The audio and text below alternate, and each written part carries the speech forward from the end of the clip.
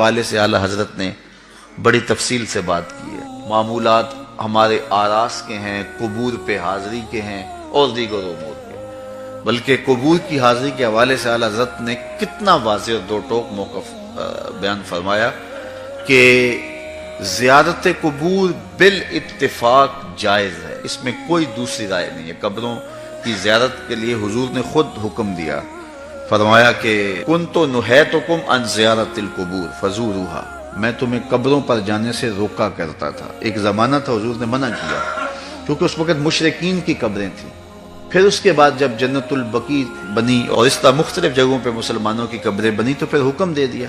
کیوں؟ لأنہا تذکر الآخرہ، اس لیے قبریں آخرت کی یاد دلاتی ہیں. تو قبروں کی زیارت بالاتفاق جائز ہے، لیکن اس کے اندر یہ فرق کر دیا کہ یہ مردوں کے لیے جائز ہے، عورتوں کے لیے حضور علیہ الصلوۃ والسلام کی قبر انور کی حاضری حضور کی شفاعت کا سبب اور ذریعہ ہے.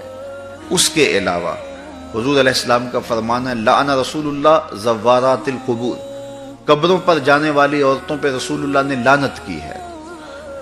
اور اس پر علماء نے لکھا ہے کہ جو فزوروہا کی اجازت ہے، کیا اس میں عورتیں شامل ہیں یا نہیں شامل ہیں؟ تو ایک کثیر طبقہ کہتا ہے کہ عورتیں شامل نہیں ہیں، اور جو ان کو شامل مانتا ہے اس کو بھی شرائط سے مانتا ہے. ایک تو محرم کے ساتھ جائیں، دوسرا وہاں اختلاط مرد و زن نہ ہو، اور تیسری شرط یہ ہے کہ عورتیں جزا فضا نہ کریں، واویلا نہ کریں، جس طرح عورتوں کے اندر جو ہے وہ صبر کی کمی ہوتی ہے مردوں کی نسبت.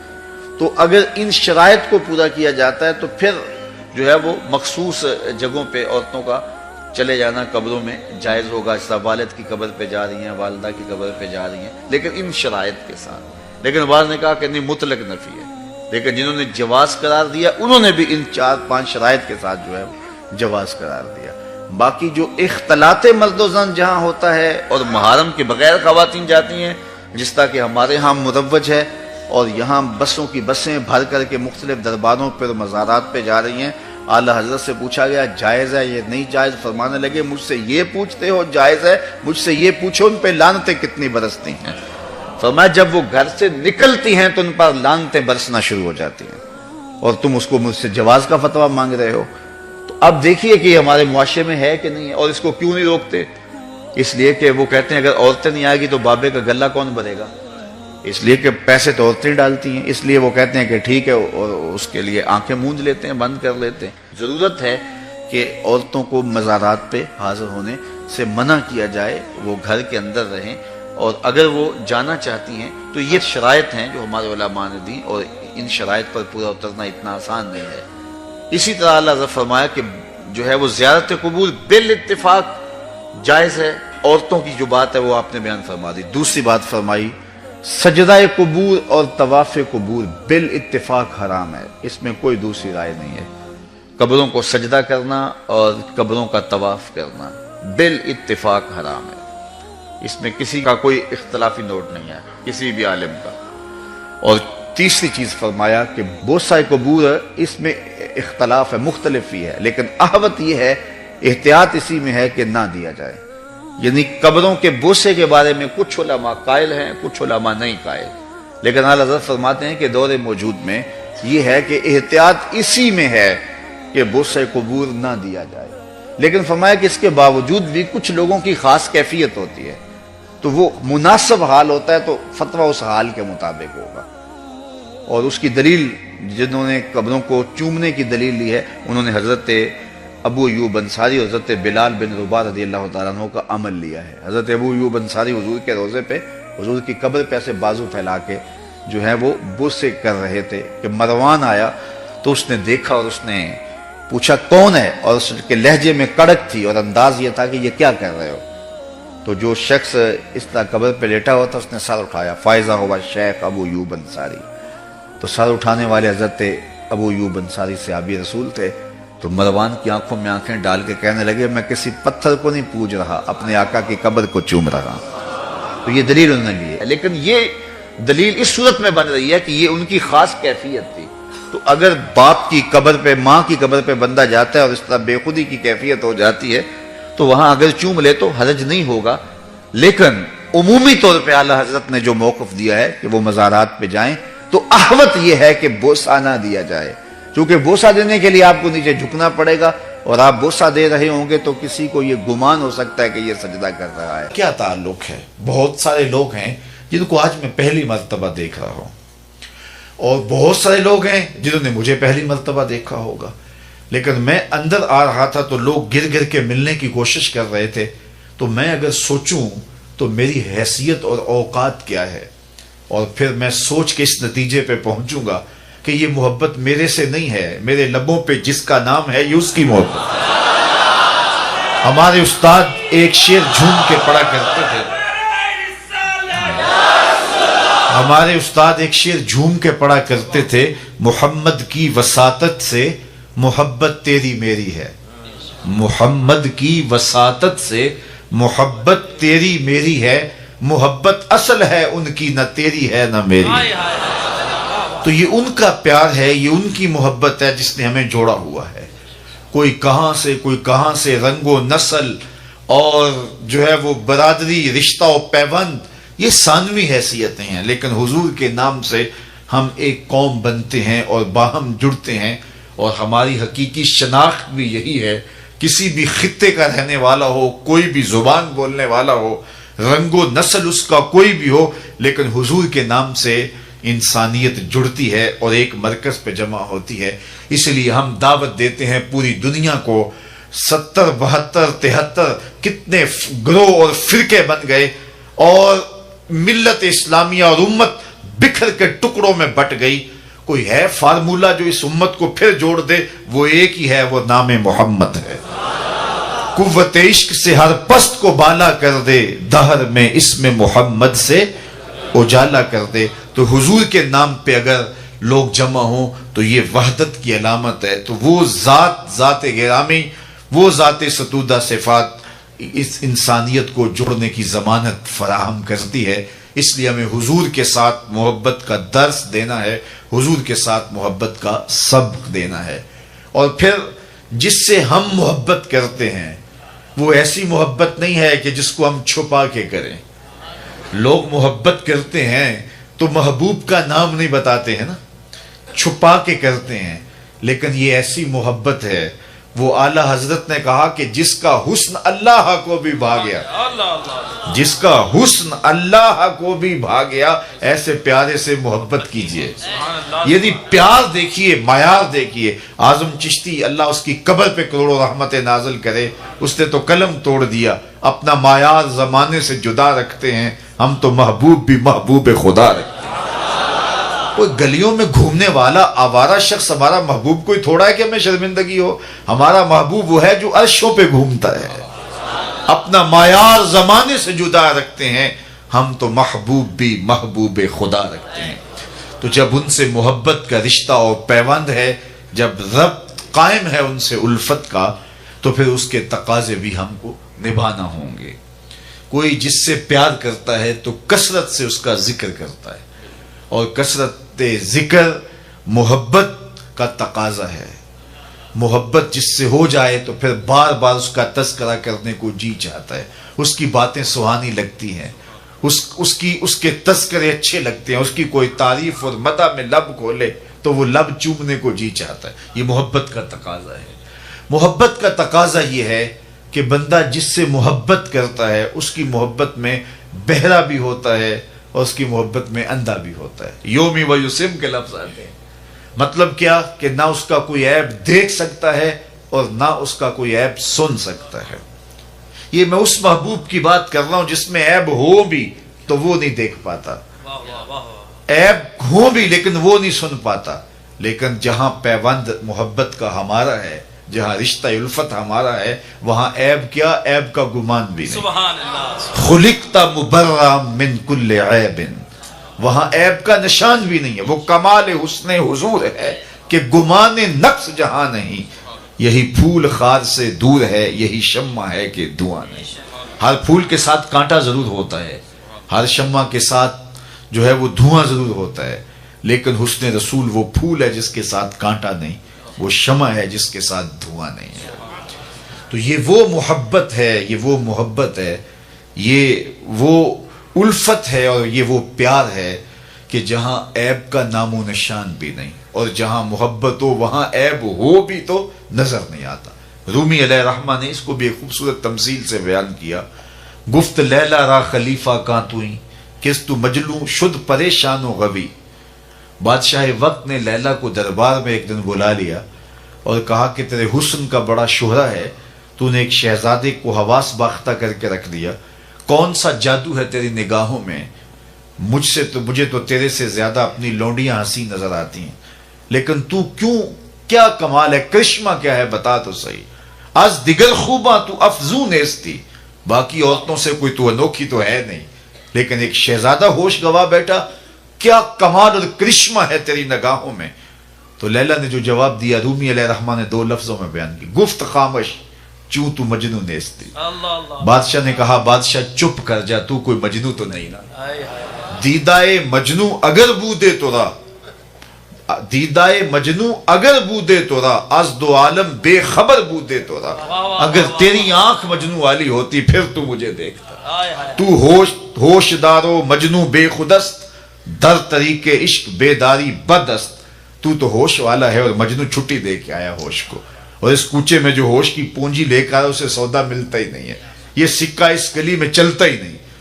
تو رومی کہتے ہیں کہ اگر لیلا کو دیکھنا ہے تو مجنو کی آنکھ چاہیے، اور مصطفیٰ کو دیکھنا ہے تو ابو بکر کی آنکھ۔ اور اقبال بولا مانائے حرفم کنی تحقیق اگر، بنگری با دیدائے صدیق اگر، قوت قلب و جگر گردد نبی، از خدا محبوب تر گردد نبی۔ اقبال کہتا ہے کہ نگاہ ابو بکر مل جائے تو جدھر دیکھو گے جلوے نبی کے ہی نظر آئیں۔ خدا تک پہنچنے کے بعد بھی اسی در کا شکریہ ادا کرنا پڑے گا، چونکہ اگر یہ چوکھٹ نصیب نہ ہوتی تو خدا تک بھی رسائی نصیب نہ ہوتی۔ اس لیے وہاں پہنچ کر کے بھی اس چوکھٹ پہ سلامی پیش کرنا ہوگی۔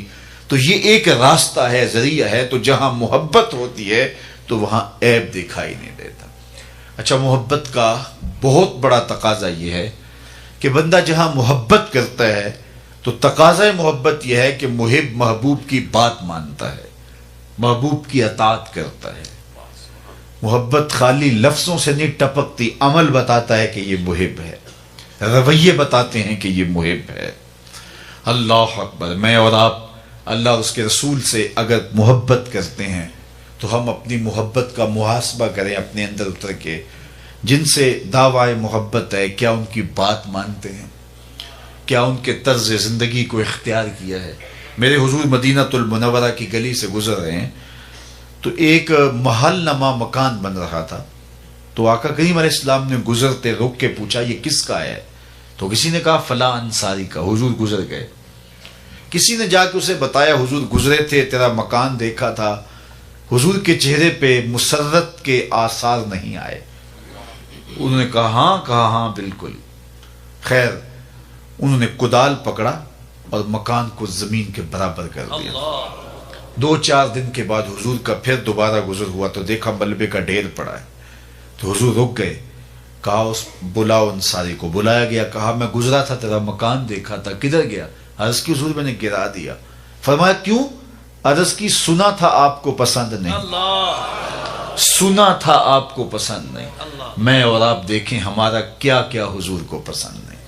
سر سے لے کر پاؤں تک، پیدائش سے لے کر کے موت تک، عقیقے ولیمے سے لے کر کے اپنے انداز تجارت تک، اپنی نجی زندگی سے لے کے انداز سیاست تک، ہمارا کیا کیا حضور کو پسند نہیں۔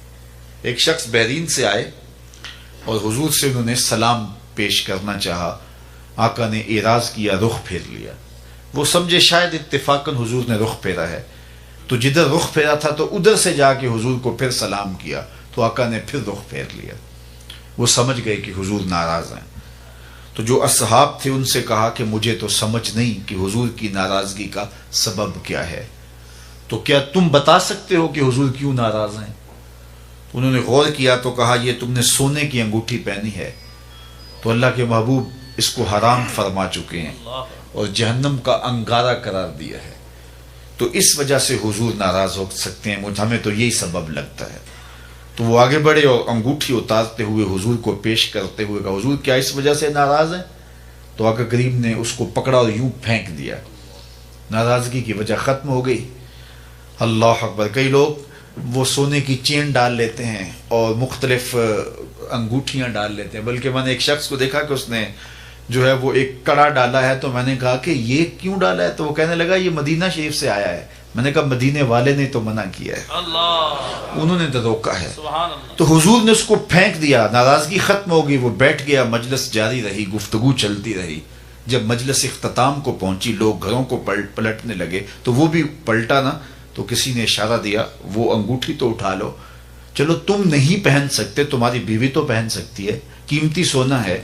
تو اس نے کیا کہا؟ واللہ لا آخذہ وقد طرحہ رسول اللہ صلی اللہ علیہ وآلہ وسلم. اس نے کہا اللہ کی قسم میں اسے کبھی بھی نہیں اٹھاؤں گا جس کو میرے رسول نے پھینک دیا.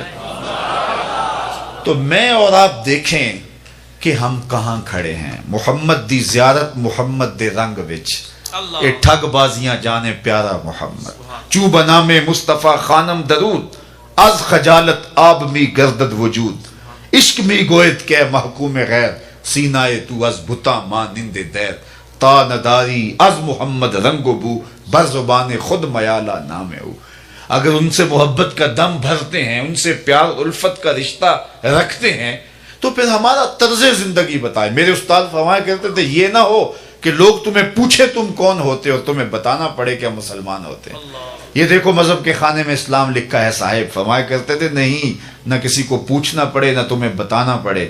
تمہارا طرز زندگی, انداز معاشرت, تمہاری وضاحت, تمہارے انداز حیات, تمہارے تیور ایسے ہونے چاہیے تم دور سے آ رہے ہو لوگ پہچان کے کہیں وہ دیکھو محمد عربی کا غلام آ رہا. نور آنکھوں میں تو چہروں پہ اجالے ہوں گے, مصطفیٰ والوں کے انداز نرالے ہوں گے. دنیا میں بھی ان کے دم سے مقدر چمکا, محشر میں بھی ان کی رحمت کے حوالے ہوں گے.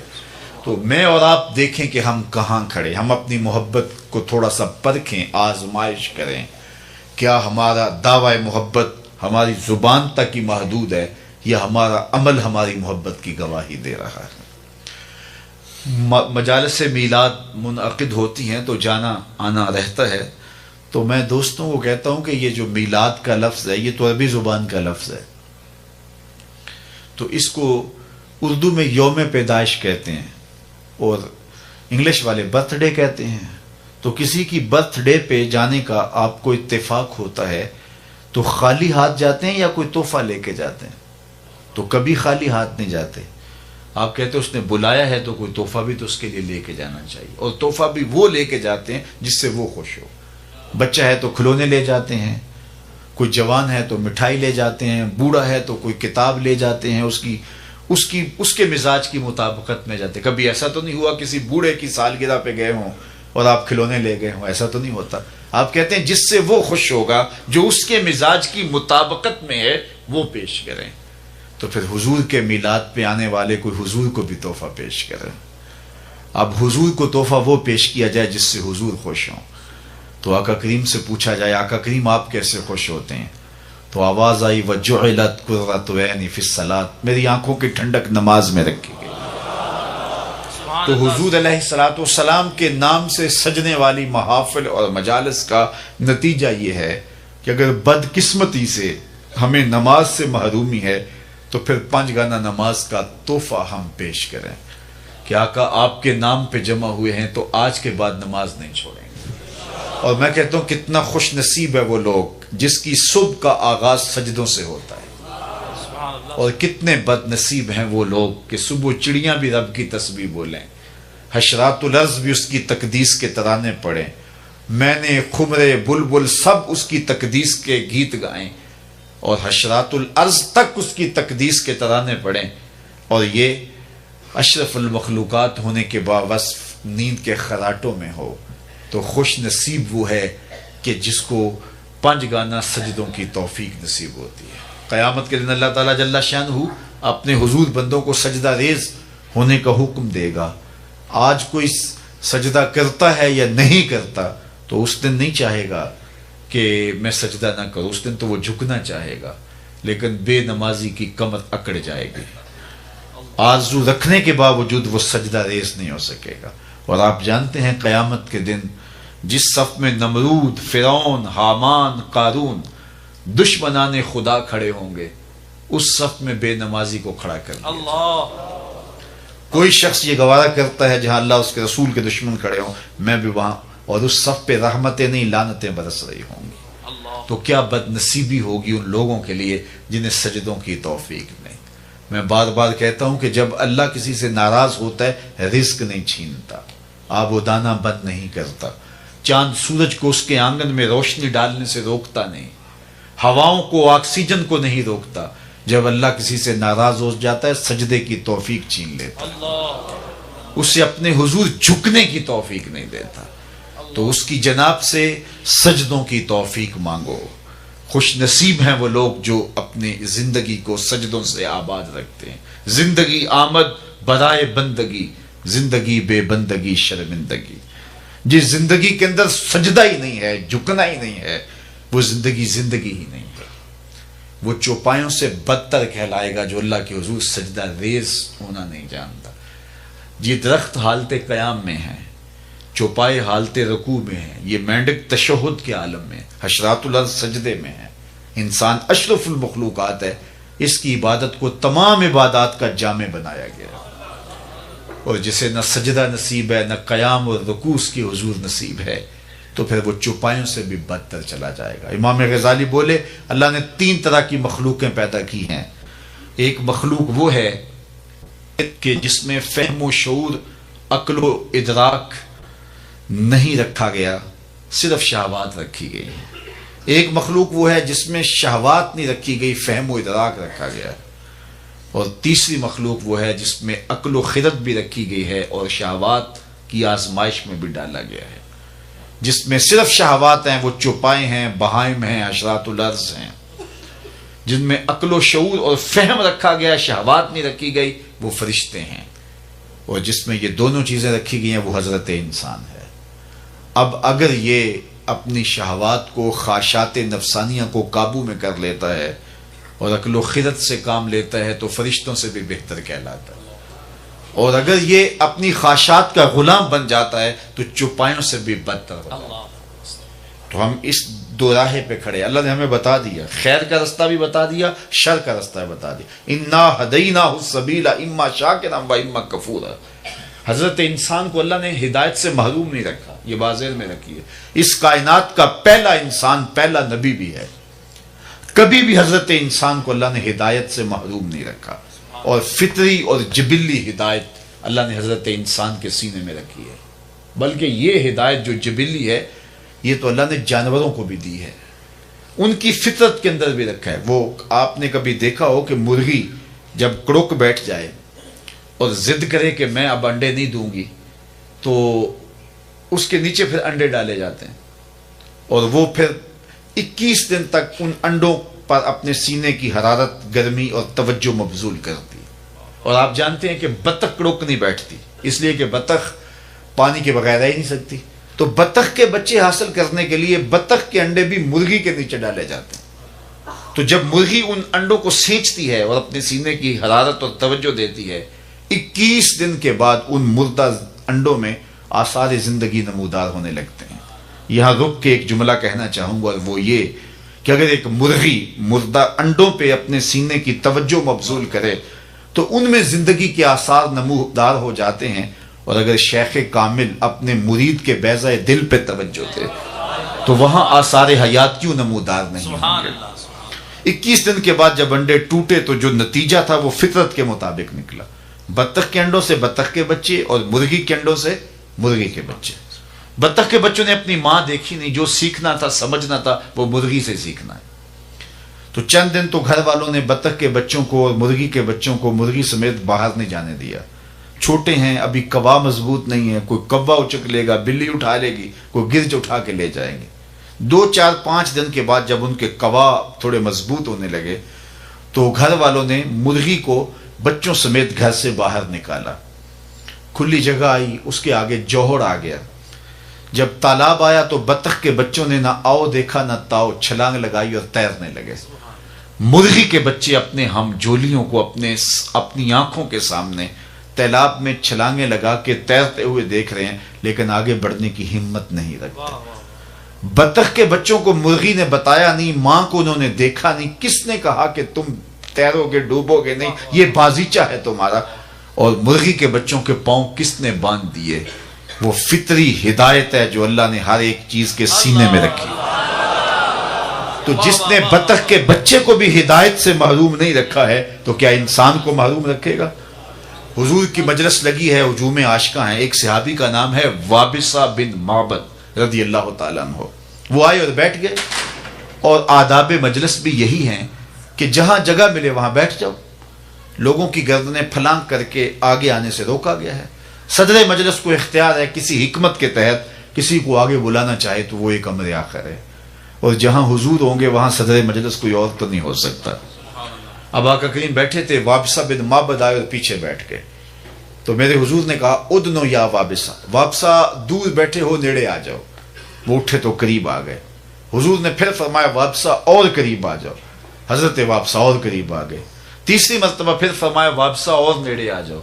حضرت وابصہ خود کہتے ہیں میں اپنے مقدر پہ قربان جاؤں، میں اتنا نیڑے ہوا، اتنا قریب ہوا کہ میرے گھٹنے حضور کے گھٹنوں سے چھونے لگے۔ جب اتنا قریب آ گیا نا تو حضور نے مجھے پوچھا وابصہ کوئی سوال پوچھنے آئے ہو؟ میں نے کہا جی حضور میں سوال پوچھنے آیا ہوں۔ کہا وابصہ جو پوچھنے آئے ہو پوچھو گے یا بتاؤں کیا پوچھنے آئے ہو؟ لوگ تو ترازو گاڑ کے بیٹھ گئے نا۔ میں تو کہا کرتا ہوں ڈٹھے ورق قرآن دے پھول سارے، تیری شان جیا نہیں کوئی ہور ڈٹھا، تیری شان دا کرے مقابلہ جیڑا انہوں عاشقاں اصلی چور ڈٹھا، کوئی نور آکھے کوئی بشر آکھے، پیندہ رات دنے ایہو شور ڈٹھا، اللہ والیاں گل مکا دیتی تساں ہور ڈٹھا اساں ہور ڈٹھا۔ تم نے حلیمہ کی بکریوں کے پیچھے پیچھے دیکھا ہے، سدرہ پر جبریل کے آگے آگے نہیں دیکھا۔ اللہ اکبر۔ تو کہا وابصہ جو سوال پوچھنے آئے ہو وہ تم پوچھو گے یا خود بتاؤں کیا پوچھنے آئے ہو؟ انہوں نے کہا حضور اگر آپ بتا دیں پھر تو حد ہو جائے۔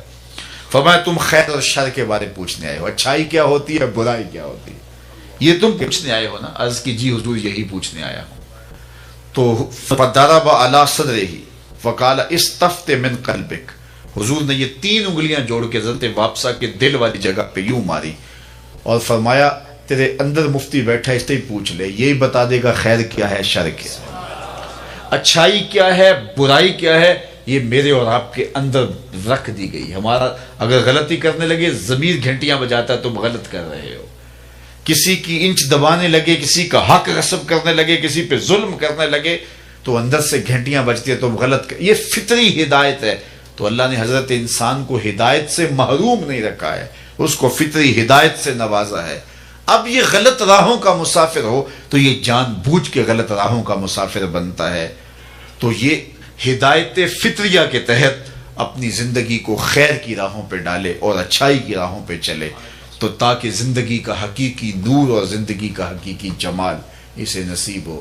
تو زندگی بہت زیادہ ہم گزار چکے ہیں، بقیہ جو زندگی ہے اس کو اللہ اور اس کے رسول کے نام لگا کر کے اپنی آخرت کی بہتری کا ہمیں سوچنا چاہیے۔ آج موقع ہے کل نہیں ہوگا، وقت پر کافی ہے ایک قطرہ بھی آب خوش ہنگام کا، جل گیا جب کھیت برسا می تو پھر کس کام کا۔ کل کا پچھتاوا سوائے حسرت بڑھانے کی اور کچھ نہیں ہوگا، اور آج کا پچھتاوا کل کی بہتری کی ضمانت ہو سکتا ہے۔ وہ ایک فقیر تھا، بازار میں کھڑا رو رہا تھا، تو کسی نے گزرتے ہوئے روک کے کہا بابا کیا مسئلہ ہے، کسی نے مارا ہے، تنگ کیا ہے، کیوں رو رہے ہو؟ اس نے کہا کوئی ایسا ماجرا نہیں ہوا، بس لوگوں کے رویے نے رلا دیا۔ کیا مطلب؟ کہا بس گزر رہا تھا، ان کو دنیا میں کھوئے ہوئے دیکھا، میرے دل میں خیال آیا کہ ان بندوں کی رب سے صلح ہی نہ کروا دوں۔ تو کہا پھر کیا ہوا؟ کہا پھر میں نے اس سے بات کی، آواز آئی لے آ میری چوکھٹ پہ، ایک آنسو سے سارے گناہ مٹا دوں گا۔ میں بڑا خوش ہوا، کام بن گیا۔ خوشی خوشی آ کے ان کو بتایا، یہ الٹا میرا مذاق اڑانے لگے، جا جا کے کام کر بابا، تجھے کیا پتا، بچے، کاروبار، زندگی، ہر وقت تم اسی بات میں لگے، جاؤ کام کرو۔ کہا وہ تو مان گیا تھا، یہی نہیں مانے، اور مجھے ان کے رویے پہ رونا آ رہا ہے، ان کی قسمت پہ رونا آ رہا ہے۔ اللہ اکبر۔ اگلے دن وہ شخص دوبارہ گزرا نہ تو قبرستان کے کنارے سے گزرا تو بابا قبرستان میں کھڑا رو رہا تھا، وہ پھر رک گیا۔ کہا بابا کبھی بازاروں میں روتا ہے، کبھی قبرستانوں میں روتا ہے، آج کیا ہوا؟ کہا میری کہانی کل والی ہے۔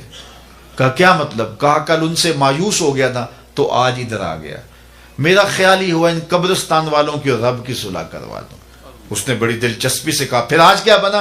کہا آج یہ مان گیا وہ نہیں مانتا، کل وہ مانتا تھا وہ نہیں مانے، آج یہ مانتے ہیں وہ نہیں مانتا۔ تو آج ہم مان لیں تو وہ تو آمادہ ہے ماننے پہ، وہ تو ایک آنسو سے سارے دفتر بدیوں کے دھو ڈالے، وہ تو مائل بکرم ہے، کوئی سائل تو بن کے آئے، کوئی جھولی تو پھیلا کے آئے۔ التائب من الذنب کمن لا ذنب لہ، گناہ سے توبہ کرنے والا ایسا ہے جس طرح اس کے دامن پہ گناہ کا ایک دھبا بھی نہ ہو۔ اللہ مٹا دیتا ہے اور اس کو ایسے کر دیتا ہے جیسے ابھی ماں کے پیٹ سے جنم لیا ہو۔ لیکن یہ امید کہ ابھی بوڑھا ہونا ہے، ابھی زندگی پڑی ہوئی ہے، کتنے لوگوں کے جنازے اٹھ گئے یہ سوچتے ہوئے کہ اپنے بڑھاپے میں پہنچنا۔ امام غزالی فرماتے ہیں نظر دوڑا کے دیکھو تمہیں بوڑھے کم ملیں گے، جوان زیادہ ملیں گے۔ کہا اس کا مطلب یہ ہے بڑھاپے تک سارے نہیں پہنچتے، زیادہ جوانی میں چلے جاتے ہیں۔ پھر فرمایا مزید نظر دوڑا کے دیکھ لو معاشرے میں تمہیں بچے زیادہ ملیں گے، جوان کم ملیں گے۔ اس کا مطلب یہ ہوا کہ جوانی تک بھی سارے نہیں پہنچتے۔ تو اس لیے قبل اس سے کہ وہ وقت آئے کوئی حجت باقی نہ رہے، یہ مختصر زندگی اللہ اور اس کے رسول کے نام پہ لگا دینی چاہیے۔ حضور کی محبت کا تقاضا بھی یہی ہے کہ ان کی تعلیمات کو اختیار کر لیا جائے۔ میرے حضور نے فرمایا کن فی الدنیا کا انا کا غریب او کا عابر سبیل، دنیا میں اس طرح رہو جس طرح کوئی اجنبی رہتا ہے یا سڑک عبور کرنے والا۔ جب سڑک عبور کرتے ہیں تو آپ دائیں بائیں سے دیکھ کے گزر جاتے ہیں، بس زندگی گزار جاؤ۔ حقیقی منزل ہماری آخرت ہے، اور جس نے آخرت کو بھلا دی، آخرت سے غافل ہو گیا، اس نے اپنا سخت نقصان کیا۔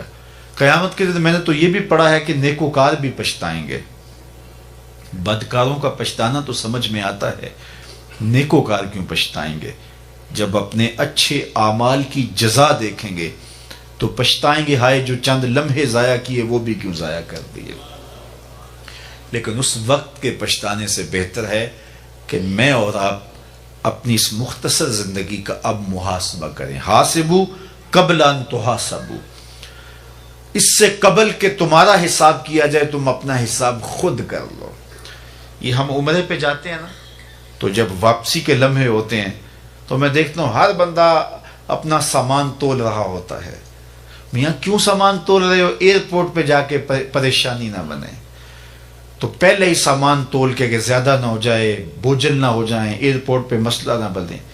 حالانکہ اگر ایئرپورٹ پہ مسئلہ بھی بن جائے تو 4 ریال دیں گے تو گزر جائیں گے، لیکن اس کے باوجود تول رہے ہوتے ہیں کہ وہاں پریشانی نہ بنے۔ وہاں کی پریشانی کا حل ہے، لیکن آخرت کا اگر وزن بھاری ہو گیا اس کا کوئی حل نہیں۔ اس لیے حاسبو قبل ان تحاسبو، اس سے قبل کہ تمہارا حساب کیا جائے، ضمیر کی عدالت میں اب ترازو گاڑ لو، دیکھو تم کہاں کھڑے ہو۔ جو بدیاں کی ہیں وہ تو کنفرم ہے بدیاں ہیں، جو نیکیاں کی ہیں اگر ریا ہے تو لٹ گئی، کچھ پلے نہیں ہے۔ اگر غرور تکبر آ گیا، عجب آ گیا، پھر بھی سب کچھ ضائع ہو گیا۔ کتنی نیکیاں ہیں اور کتنی برائیاں ہیں، اور ہم ایک احکم الحاکمین کے حضور حاضر ہونے والے ہیں۔ تو اس مختصر زندگی کو اللہ اور اس کے رسول کے نام پہ لگا کر کے اللہ کے لیے زندگی گزارو۔ یہ زندگی بھی اچھی، وہ زندگی بھی اچھی، لیکن میرے حضور نے فرمایا کہ قرب قیامت کے فتنوں کا جب ذکر کیا تو مجھے اس بات کا ڈر نہیں کہ تم شرک میں مبتلا ہو جاؤ گے، مجھے اس بات کا ڈر ہے کہ تم دنیا دار بن جاؤ گے۔ آج ہم مادیت زدہ ہو گئے ہیں، سویر سے لے کر شام تک ہماری دھوڑ ہی مادی ہے۔ آنکھ بھر جاتی، پیٹ بھر جاتا ہے، آنکھ نہیں بھرتی۔ شیخ سعدی فرماتے ہیں کہ آنکھ کو یا تو پھر صبر اور قناعت بھرتا ہے یا پھر قبر کی مٹی بھرے گی۔ اور رومی بولے کوزائے چشمے حریصاں پر نشد، تا صدف کانے نشد پر در نشد۔ حریص کی آنکھ کا پیالہ نہیں بھرتا۔ بندے کو پوچھے وہ کہتا ہے بس جی جو ہے وہ یہ اسی لیے کر رہا ہوں، پیٹ کے لیے لگا ہوا ہوں۔ پیٹ تو 2 روٹیاں صبح مانگتا ہے، 2 دوپہر کو، 2 شام کو۔ پیٹ کا اتنا لمبا چوڑا کوئی مطالبہ نہیں ہے۔ ہمارے پاس تو اتنی دولتیں ہیں کہ ماضی میں لوگوں کے پاس اتنی دولتیں ہوتی نہیں، نہ اتنی سہولتیں بادشاہوں کے پاس تھی جو آج عام لوگوں کے پاس میسر ہیں۔ مجھے اچھی طرح یاد ہے آج سے 35 سال پہلے لوگوں کے پاس ایک یا دو جوڑے ہوا کرتے تھے، اور شادی پہ لوگ کسی دوست سے کوئی جوتا مانگ کر کے لے کے جایا کرتے تھے، لیکن اس کے باوجود جب کسی سے پوچھتے تھے سناؤ کیا حال ہے، تو وہ لمبا ہاتھ کر کے کہتا تھا اللہ کا شکر ہے، تو اس کے لہجے سے شکر ٹپکتا تھا۔ اور آج کسی خوشحال سے بھی پوچھ لیں کہ جس کے اتنے لباس ہیں کہ بدلنے کی باری نہیں آتی، موسم گزر جاتا ہے، اور اسے پتہ نہیں کہ اس کے پاس دولت کتنی ہے، تو اسے پوچھا جائے کیا حال ہے، تو وہ کہتا ہے ٹھیک ہے، گزر اوقات ہو ہی رہی ہے۔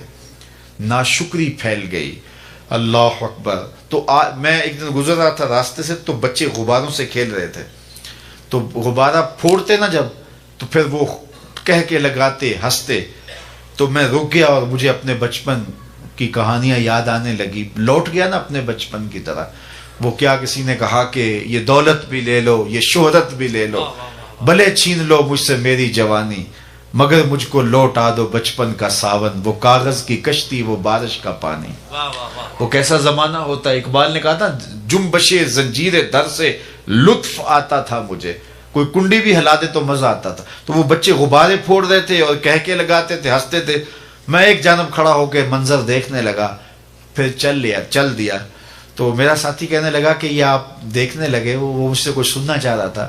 تو میں نے کہا کہ یہ غبارہ پھوڑتے ہیں تو خوش ہوتے ہیں، ہمارا غبارہ پھٹ جاتا تھا تو ہم روتے تھے، چونکہ غبارہ ہی ایک ہوتا تھا، غبارہ ٹوٹ گیا تو کھیل ہی ساری ختم ہو گئی۔ تو اب ان کے پاس اتنے غبارے ہیں کہ بار بار غبارے پھوڑتے ہیں اور خوش ہوتے ہیں، اور ہمارے پاس غبارہ ہی ایک ہوتا تھا۔ کہاں وہ زمانہ اور کہاں یہ وقت، لیکن اس وقت شکر تھا، اور آج اتنا کچھ ہونے کے باوجود شکر کی دولت لٹ گئی۔ صاحبو، سکون باہر سے نہیں آتا، دولت کی کثرت سے نہیں آتا، لمبی گاڑیوں سے نہیں ملتا، خوبصورت عورتوں کے پہلو میں نہیں ملتا، سکون کے سوتے اندر سے پھوٹتے ہیں، اندر سے تسکین کے سوتے پھوٹتے ہیں۔ اور جب اندر کے منابع ہی بند ہو گئے، جب اندر کے سوتے ہی بند ہو گئے، تو جو مرضی کر لو سکون اور طمانینت کبھی بھی نصیب نہیں ہوگا۔ اور وہ اللہ نے فرمایا الا بذکر اللہ تطمئن القلوب، آؤ اگر تم چاہتے ہو کہ تمہارے دلوں کو قرار ملے تو رب کا نام جپنا شروع کرو۔ تو ہم سمجھتے ہیں کہ اتنی ہو جائے گی تو سکون مل جائے گا، وہاں جا کے دیکھتے ہیں کھڑے ہو کے سکون نہیں ملتا، پھر آگے دیکھتے ہیں، ساری زندگی اس کولو کے بیل کی طرح جتے ہوئے اور زندگی گزار رہے ہیں۔ زندگی کتنی قیمتی تھی یار، جوانی کتنی اہم تھی، کیا لطف ہوتا اگر سحری کے وقت مصلے پہ کھڑے ہو کے آنسو بہاتے، کیا لطف ہوتا اس جوانی کو اس امت کے لیے گزارتے، رسول اللہ کے دین کے لیے بسر کرتے، لیکن مجنوں بن کے چوکوں اور گلیوں میں گزار دیا، اور ڈھونڈتے رہے، سکون کی تلاش میں لگے رہے، ساری زندگی برباد ہو گئی، سکون کا ایک ذرہ بھی نہیں ملا۔ سکون باہر سے نہیں ملتا، سکون اندر سے ملتا ہے۔ اس لیے آئیے اپنے آپ کو اللہ اور اس کے رسول کے نام لگا دیں، پھر دیکھنا زندگی بن کے سامنے آتی ہے کہ نہیں آتی۔ نہیں تو زندگی سوائے شرمندگی کے اور کچھ نہیں۔ دنیا کی زندگی بھی برباد ہوئی اور آخرت بھی برباد کر بیٹھے، لیکن اگر اپنی زندگی ان کے نام لگائیں تو پھر یہ زندگی بھی خوشحال اور وہ زندگی بھی خوشحال۔ پوچھنا ہے تو بلال حبشی سے پوچھ لو، اس غربت میں کتنا لطف آتا تھا، اور پتھر کھانے میں اور چکی پیسنے میں کتنا سرور آتا تھا، اور کتنا لطف نصیب ہوتا تھا کوڑے کھا کر کے۔ اور آخرت کی موجیں تو الگ ہیں۔ اس لیے ہم اس مختصر زندگی کو اللہ اور اس کے رسول کے نام لگا دیں گے تو زندگی گزارنے کا سود آئے گا، ورنہ زندگی گزر نہیں رہی، زندگی کٹ رہی ہے۔ وہ ساغر نے کہا تھا نا کہ عمر کاٹی ہے جبر مسلسل کی طرح، جانے کس جرم کی پائی ہے سزا یاد نہیں۔ آج ہر بندہ جبر مسلسل کی طرح زندگی کاٹ رہا ہے، ہر بندہ جو ہے وہ کولو کا بیل بنا ہوا ہے، ہر وقت سویر سے لے کر شام تک یہ بنا لو، یہ گھر بنا لو، یہ بینک بیلنس بنا لو، یہ مارکیٹیں، یہ پلازے، یہ بنا لو، ہر وقت جتا ہوا ہے، اپنے آپ کو کس طرح مصروف رکھا ہے، لیکن کہیں بھی سکون اور طمانینت نصیب نہیں ہے۔ اور پھر جب موت آتی ہے سب کچھ پڑے کا پڑا رہ جاتا ہے۔ یہ آپ جس طرح کا بھی لباس پہنے، عربی پہنے، اجمی پہنے، مشرقی پہنے، مغربی پہنے، 5 6 جیبیں ہوتی ہیں، ایک ہی لباس ہے جس پہ کوئی جیب نہیں اور وہ کفن ہے۔ اس لیے کہ یہاں کچھ لے کر کے نہیں جانا، یہاں سب کو چھوڑ کے جانا ہے۔ وہ تو کپڑے بھی اتار لیں گے، اور وہ جن کے لیے تو اتنی محنت کی انہیں تو اب تیرے سے خوف آنے لگا۔ وہ تیری قمیض بھی پھاڑ کے اتاریں گے، اپنے ہاتھ سے غسل بھی نہیں دے سکتے۔ میاں صاحب بولے جاندی واری ڈرونا بنیو تے ہاتھ نہ لاندے ڈر دے، جنہ لئی تو پاپ کمائے اج کتھے نہیں تیرے کر دے۔ وہ تو ایک رات رکھنے کے لیے تجھے تیار نہیں ہوں گے۔ تو آخرت کو تھام لے، اللہ اس کے رسول کے دامن کو پکڑ لے۔ سرخرو زندگی اور بامراد زندگی کا یہی تصور ہے، اور محبت رسول یہی سکھاتی ہے کہ اللہ رسول کے نام اپنے آپ کو لگا دیا جائے۔ اللہ مجھے آپ کو اپنی رحمتوں کے سائے میں رکھے۔ ان عالی مرتبت علماء کرام سے جڑے رہیے، ان کی صحبت کو کبریت احمد سمجھیے، اور اپنی زندگی کو اللہ رسول کے نام لگا دیجئے، صالحیت کے ماحول میں زندگی گزاریے۔ بالخصوص میں جوانوں سے مخاطب ہوں کہ جوانی کی زندگی اللہ کی ایک بہت بڑی نعمت ہے۔ جوانی کٹ جاتی ہے تو پھر پتہ چلتا ہے کہ کتنا بڑا انعام چلا گیا۔ تو آئیے اپنی جوانی کو راہ خدا میں گزار دیجئے۔ جوانوں، تمہاری جوانی کی امت رسول کو ضرورت ہے، تمہاری جوانی کی رسول کریم صلی اللہ علیہ وسلم کے غلاموں کو ضرورت ہے، تمہاری جوانی کی تمہیں خود ضرورت ہے۔ جوانی کے یہ حسین لمحے، کہتے ہیں عشق کرنے کا مزہ جوانی میں آتا ہے، تو پھر آؤ نا رسول اللہ سے عشق کرو، آؤ نا پھر رب سے عشق کرو، تمہیں پتہ چلے گا رومی ہو، رازی ہو، عطار ہو کہ غزالی، کچھ ہاتھ نہیں آتا بے آہ سحر کا۔ تو وہ لطف بھی، وہ مزہ بھی لے کے دیکھو جو سحری کے وقت سجدوں میں رکھا گیا ہے، جو سرور وہاں رکھا گیا ہے۔ ایک روایت میں آتا ہے جب سحری کا لمحہ ہوتا ہے نا تو بیوی اٹھتی ہے، شوہر اٹھتا ہے تہجد کے لیے، تو اس کے خیال میں آتا ہے کہ یہ میری بیوی ہے تو میں اس کو بھی اٹھاؤں، یہ کیوں محروم رہ جائے سعادت سے۔ تو وہ اس کو بیدار کرتا ہے، سارے دن کی تھکی ہوئی خاتون اٹھ نہیں پاتی، خیر وہ چلا جاتا ہے، وضو کرتا ہے، لیکن اس کے دل میں ہوتا ہے کہ میری بیوی بھی کاش میرے ساتھ نماز میں شریک ہو۔ تو وہ چلو میں تھوڑا سا پانی لے آتا ہے اور اپنی بیوی کے چہرے پہ چھڑک دیتا ہے اور خود مصلی بچھا کے نماز پڑھنے لگ جاتا ہے۔ بیوی اٹھتی ہے، شوہر کو مصلی پہ پاتی ہے تو اس کے دل میں بھی جذبہ جاگتا ہے، وہ اٹھتی ہے، وضو کرتی ہے، مصلی بچھا کے شوہر کے قریب، وہ بھی اللہ کے حضور سجدہ ریز ہو جاتی ہے۔ ایک طرف رب کی دہلیز کا بندہ، ایک طرف اس کی چوکھٹ کی باندی، کبھی وہ سجدے میں، کبھی وہ قیام میں، کبھی وہ رکوع میں، کبھی وہ قومے میں، کبھی وہ جلسے میں، کبھی وہ تشہد میں، یہ دونوں سجدے کر رہے ہوتے ہیں۔ حدیث پاک میں آتا ہے دونوں کو دیکھ کے رب مسکرا رہا ہوتا ہے، اپنی شان کے مطابق، اپنی قدرت کے مطابق اللہ خوش ہو رہا ہوتا ہے کہ میرے بندے اور میری دہلیز کی باندی کس قدر میرے حضور سجدہ ریزیاں کر رہے ہیں۔ اور اگر انہیں پتہ چل جائے نا کہ سجدے میں کتنی رحمتیں اتر رہی ہیں، وہ سجدے سے ساری نہ اٹھائیں۔ تو وہ لمحہ ان لذتوں کو بھی چکھو، ان سرور، ان کیفیات سے بھی گزرو، پھر دیکھنا کہ زندگی کیسا نور بانٹتی ہے، اور اس چوکھٹ پہ سرور کتنا ہے، جھکنے میں، سر جھکانے میں لذت کتنی ہے۔ اللہ اکبر۔ تو آئیے اس مختصر زندگی کو اللہ اور اس کے رسول کے نام پہ لگا دیں، اقبال کے سارے کلام کا رس نچوڑیں، تو جو خلاصہ نکلتا ہے، جوس نکلتا ہے، وہ یہ ہے کہ محمد سے وفا تو نے تو ہم تیرے ہیں، یہ جہاں چیز ہے کیا لوح و قلم تیرے۔ اقبال کہتے ہیں حضور سے وفا کرو، پھر قلم بھی تمہیں دے دیں گے، تختی بھی تمہیں دے دیں گے، جو لکھنا ہوا خود ہی لکھ لینا، تمہاری تقدیر کے فیصلے کہیں اور نہیں ہوں گے، بلکہ خدا بندے سے خود پوچھے گا بتا تیری رضا۔ لیکن شرط یہ ہے کہ وفا کا رشتہ حضور سے مستحکم ہو۔ وآخر دعوانا ان الحمد للہ رب العالمین۔